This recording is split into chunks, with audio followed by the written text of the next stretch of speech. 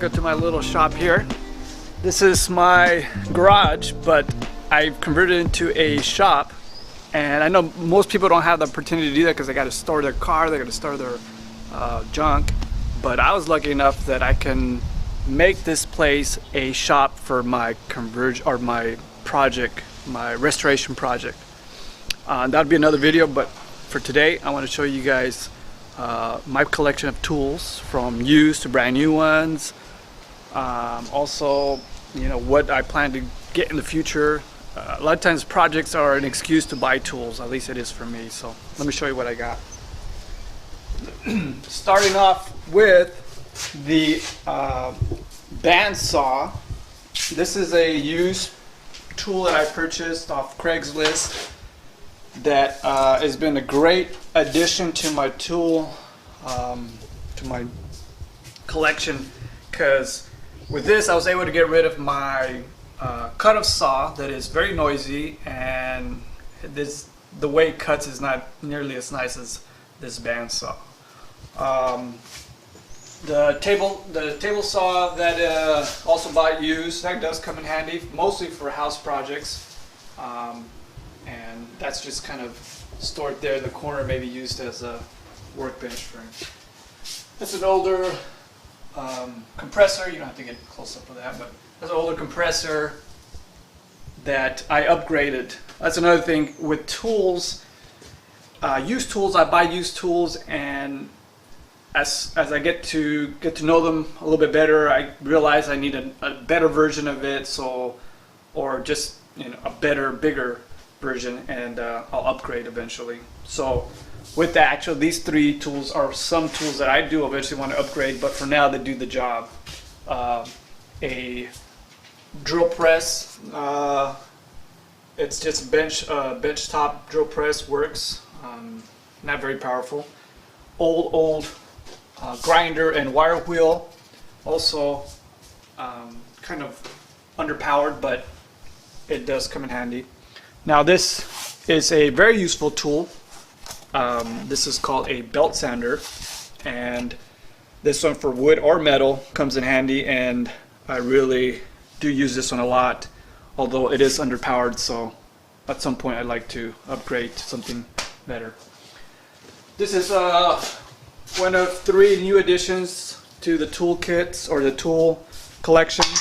This one's particularly is for the bus project, or the project that I'm working on, and the reason for this is because I have a lot of metal pieces that I have to make to replicate the original pieces, and this bead roller does cool little metal forming, and you can see it makes nice little indentations, and, you know, there's different dies for different types. So not mess too much with it, but I am learning how to use it, and it is a pretty neat tool. Also, this one here is from Harbor Freight. Originally it doesn't look like this. I modified it to work better, and I put a sand on it, and it does actually look a lot different than what originally when you buy it. Moving on here, it is a garage, therefore we have I have the washer and dryer out here, so we still use it, and I try to work around these. It kind of I use them as a workbench, just not too much. Try not to do too much of a I don't know, hard labor on there, and just use it mostly for setting things on top. It is I just measured today. It's 400 square feet garage, so it's a 2-car garage. Not very big, but big enough for me to use it as a shop.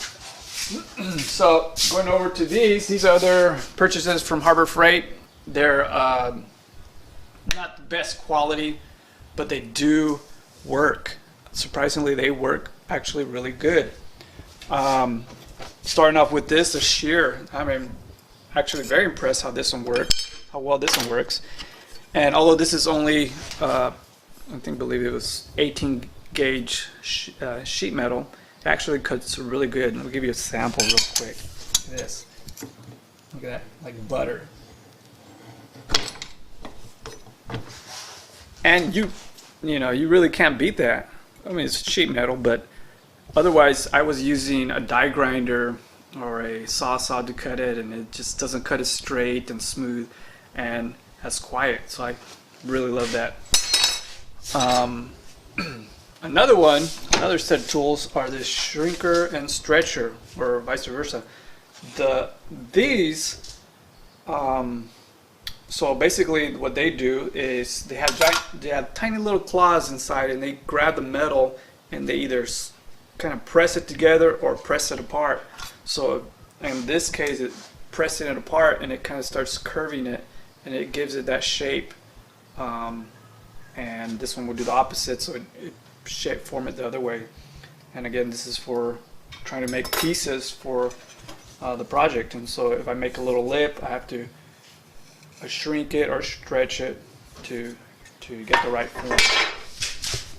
So lastly, on these fabrication tools is the brake, the metal brake.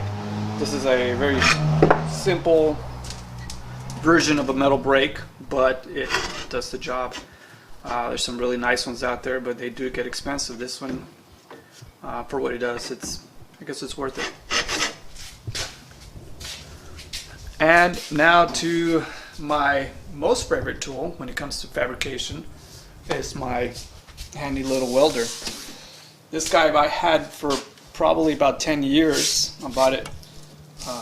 This is my first welder, well, my first MIG welder, and I'm very pleased with it. I probably repaired it once. The hose went bad, but other than that, it's been a solid, good welder, and hopefully remains that way. Yeah, so don't cheap out on a welder. Don't get it from Harbor Freight. Or I don't know, maybe they are good out there, but I haven't tried them from there. But this one does pretty good, and I'm plenty pleased with it. This is the rest of the work area. One thing that I try to do is be organized. Being organized really helps with finding tools and making space, especially if you're limited in space. Being organized is key. Plus, I just like how it looks. Now, it doesn't always look like this, but I do try to keep it this way. So yeah, this is probably where the main workbench, where I have all my little tools for different things, and just quick access to them. Lastly, this is the automotive corner, where I have just a simple little cart and jack for the more automotive type repairs or projects. Ratchets, wrenches, sockets, everything that's automotive, pretty much this little cart has it. I do have a bigger toolbox, but that's at a different location. I don't have the space here, so this works perfect. And I actually, this cart is from Harbor Freight.